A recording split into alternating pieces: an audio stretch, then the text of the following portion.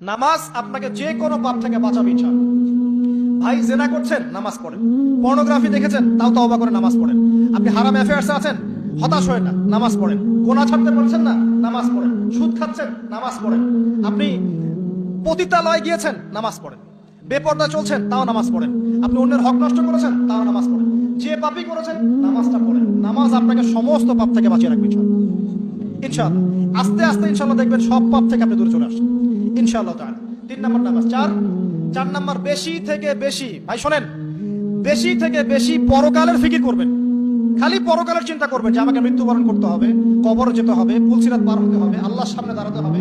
যত বেশি আপনি আল্লাহর ফিকির করবেন, পরকালের ফিকির করবেন, আপনার মনটা নরম হয়ে যাবে ইনশাআল্লাহ, মনটা শক্ত হবে না।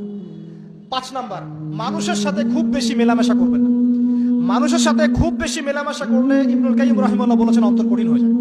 কারণ মানুষ আপনাকে গীবত করাবে, হ্যাঁ, মানুষ খারাপ কাজে নিয়ে যাবে, বেফাস কথাবার্তা বলবেন, হয়তো বেফাস কাজ করবেন, ফুজুল কি বাদ করবেন। এগুলো করতে গিয়ে আপনি দেখবেন অন্তর কঠিন হয়ে গেছে। এত বেশি মানুষের সাথে মেলামেশা দরকার নেই, প্রয়োজন যতটুকু অতটুকু করবেন। ঠিক আছে, আল্লাহ পাক তৌফিক দান করুন, আমিন।